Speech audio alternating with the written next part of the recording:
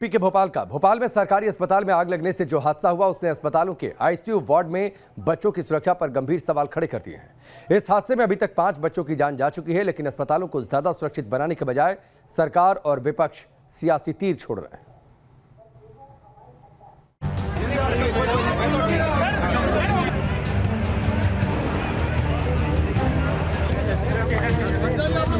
कमला नेहरू अस्पताल के आईसीयू में जब आग फैलनी शुरू हुई तो हड़कंप मच गया।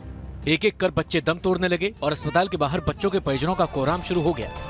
हादसे के बाद आईसीयू की तस्वीरें आप पहली बार न्यूज नेशन पर देख रहे हैं। इन तस्वीरों को देखकर अंदाजा लगाया जा सकता है कि हादसे के वक्त यहाँ मौजूद बच्चों और अस्पताल स्टाफ की क्या हालत हुई होगी।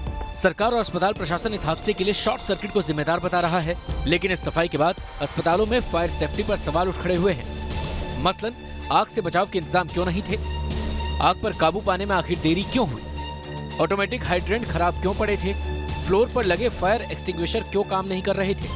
15 साल से एनओसी क्यों नहीं ली जा रही थी? अस्पताल में धुआं निकलने के इंतजाम क्यों नहीं थे? ये सवाल सिर्फ विपक्ष की ओर से ही नहीं बल्कि सत्ता पक्ष के भी कुछ नेता पूछ रहे हैं। दरअसल भोपाल के हमीदिया अस्पताल कैंपस में बना कमला नेहरू अस्पताल 21 साल पुराना है। जिस जगह पर आग लगी उसके मेंटेनेंस का काम सीबीआई के पास है, लेकिन व्यवस्था दुरुस्त तो दूर, महीनों से फायरिंग की जांच तक नहीं हुई थी।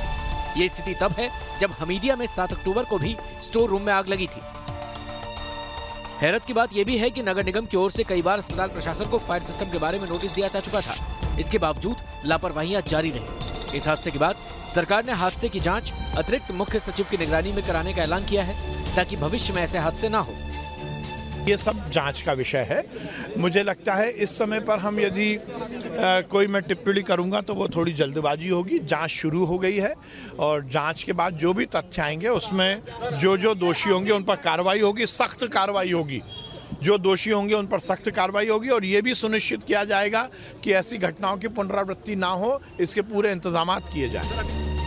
लेकिन विपक्ष सरकार पर लापरवाही बरतने का आरोप लगा रहा है। पूर्व सीएम कमलनाथ ने सिटिंग जज से हादसे की जांच कराने की मांग की है। बड़ी दुखद घटना हुई है कि अस्पताल में 6 बच्चों की मौत हुई और पिछले 6 महीनों में ये तीसरी दफे ये घटना हुई है। ये लापरवाही का बिल्कुल सबूत है और हम तो दुख व्यक्त करते हैं।